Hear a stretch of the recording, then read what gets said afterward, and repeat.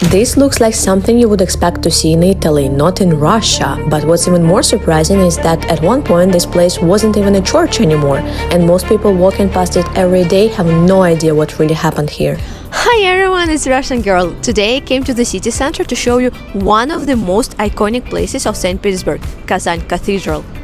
This place has a really interesting story. It was built more than 200 years ago. It survived World War II, and at one point it was even turned into something completely unexpected. Today I'm going to show you what this place looks like inside, tell you a bit of its history, and tell you some facts that might really surprise you, because this place is not what people usually expect when they think about Russian church. The first thing you notice is this huge semicircle of columns. It almost feels like you are standing in Rome, not in Russia. And that's not a coincidence. This cathedral was actually inspired by Saint Peter's Basilica in the Vatican. And when you stand here, you can really feel that influence. After the war with Napoleon, this place turned into a symbol of victory. And right in front of the cathedral, you can see the monument of General Kutuzov, one of the key figures who led the army during that war. So this place is not only about religion, it's also deeply connected to the history. Kazan Cathedral was built in the early 19th century. Construction started in 1801 and was completed in 1811. It was designed by architect Andrei Voronichin, and at the time it was meant to become one of the most important religious buildings in Russia. But very quickly it became something more than just a cathedral. After the war with Napoleon, this place turned into a symbol of Russian victory. Because we're not Catholics, we are Orthodox Christians, we need to enter to the churches covering our head, not men, women. Women need to cover their head and shoulders before entering to the church. That's why I will put this on my head now. Of course, it's not a must-have. It's more like for really religious people, but still it's better to have the head covered. If the tourists enter to the church without this thing on the head, it's not a problem still.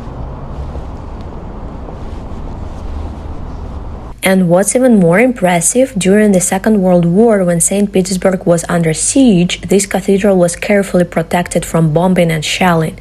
Parts of the building were covered and reinforced to reduce damage from explosions and shrapnel. And despite everything that the city went through, the cathedral survived.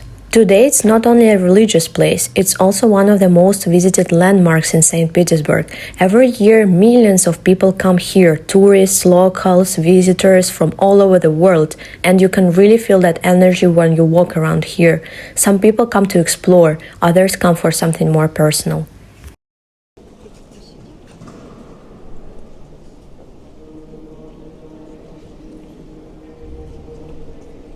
All this line of people over here, these are people who are waiting to talk to a priest over there.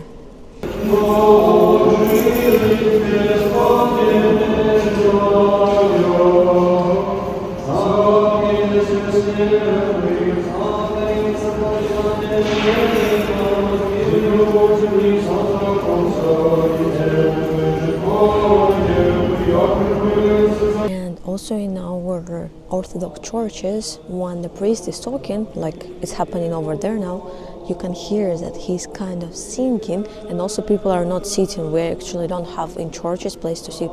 People are always staying, listening.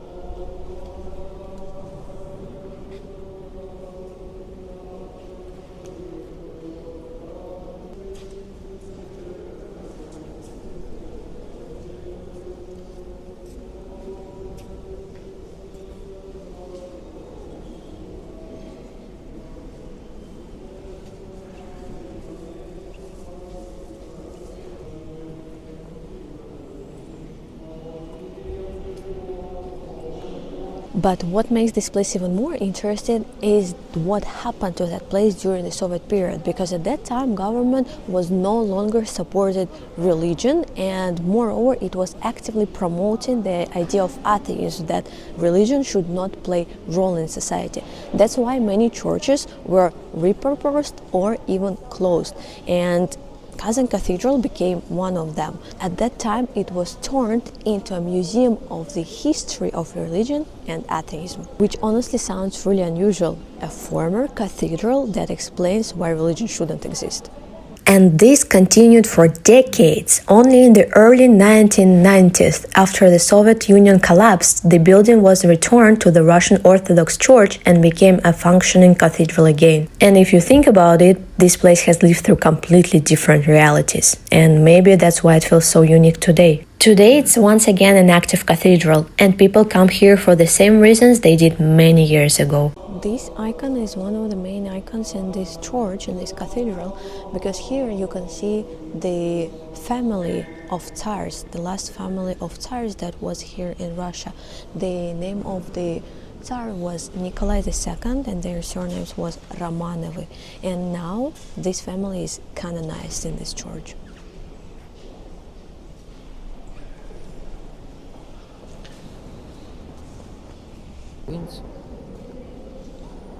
You know, I was born and raised here in Saint Petersburg, and that's why for me all these churches, Christian, Orthodox Christian churches with a lot of gold inside, with really beautiful architecture, it's something, you know, normal. But this is not normal for my husband, who is from Latin America. Mostly people over there are also Christians, but Catholics, and churches are also very, very different. They're more simple, they have different rules, they have different even celebrations and different calendar, of course. And that's why every time we enter to a church with my husband, I'm really enjoying his reaction, because he's like, wow, because for him it's something really, really different. Let me know, guys, if you like this church. Saint Petersburg is full of places like this, where culture, history and everyday life are all mixed together. And there are actually so many more interesting and even mysterious places here. So if you like this video, let me know in the comments and I will show you more of them. Thank you for watching, I hope you liked, and I see you in the next video.